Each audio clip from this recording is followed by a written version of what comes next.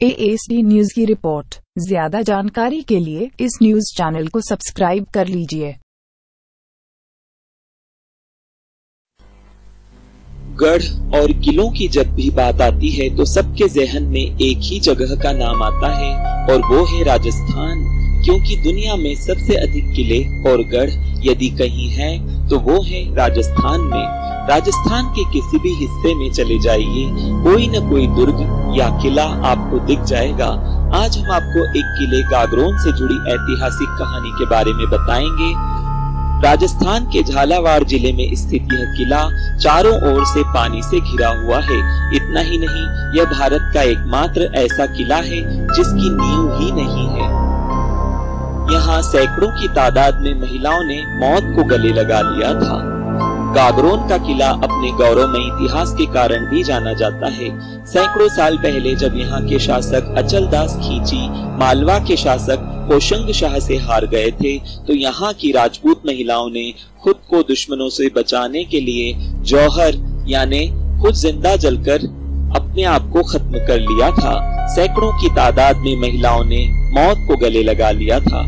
इस शानदार धरोहर को यूनेस्को ने वर्ल्ड हेरिटेज की सूची में शामिल किया है। खासियतों से भरा है यह किला। गागरोन किले का निर्माण कार्य डोड राजा बीजलदेव ने 12वीं सदी में करवाया था और 300 साल तक यहाँ खींची राजा रहे। यहाँ 14 युद्ध और 2 जौहर हुए हैं। यह उत्तरी भारत का एकमात्र ऐसा किला है जो चारों ओर से पानी से घिरा हुआ है। इस कारण इसे जलदुर्ग के नाम से भी पुकारा जाता है। इसके अलावा यह भारत का एकमात्र ऐसा किला है जिसे बगैर नींव के तैयार किया गया है। आखिर क्यों जलना पड़ा था हजारों महिलाओं को? अचलदास खींची मालवा के इतिहास प्रसिद्ध गढ़ गागरोन के अंतिम प्रतापी नरेश थे। मध्यकाल में गागरोन की संपन्नता एवं समृद्धि पर मालवा में बढ़ती मुस्लिम शक्ति की गिद्ध जैसी नजर सदैव लगी रहती थी। 1423 ईस्वी में मांडू के सुल्तान होशंग शाह ने 30,000 घुड़सवार, 84 हाथी व अनगिनत पैदल सेना, अनेक अमीर राव राजाओं के साथ इस गढ़ को घेर लिया। अपने से कई गुना बड़ी सेना तथा उन्नत अस्त्रों के सामने जब अचलदास को अपनी पराजय निश्चित जान पड़ी तो उन्होंने कायरतापूर्ण आत्मसमर्पण के स्थान पर राजपूती परंपरा में वीरता से लड़ते हुए वीर गति को प्राप्त हुए। दुश्मन से अपनी अस्मत की रक्षा के लिए हजारों महिलाओं ने मौत को गले लगा लिया था। सैकड़ों वर्षों तक अचलदास की पलंग को किसी ने हाथ नहीं लगाया।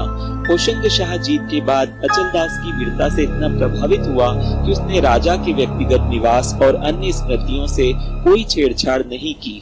सैकड़ों वर्षों तक यह दुर्ग मुसलमानों के पास रहा, लेकिन न जाने किसी भय या आदर से किसी ने भी अचलदास के शयन कक्ष में से उसके पलंग को हटाने या नष्ट करने का साहस नहीं किया। 1950 तक यह पलंग उसी जगह पर लगा रहा।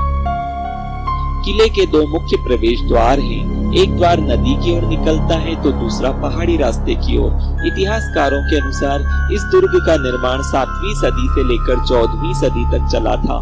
पहले इस किले का उपयोग दुश्मनों को मौत की सजा देने के लिए किया जाता था। अकबर ने बनाया था मुख्यालय।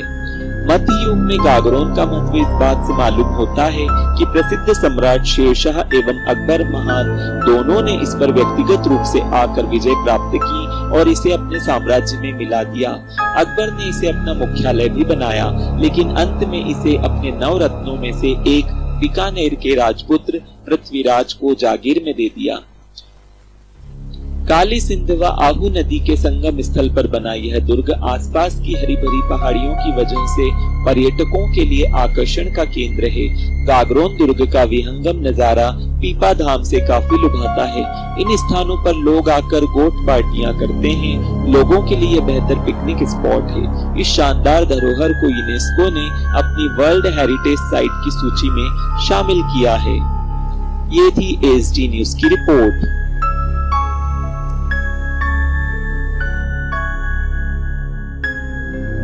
It's ASD News presentation. For more news updates, subscribe ASD News.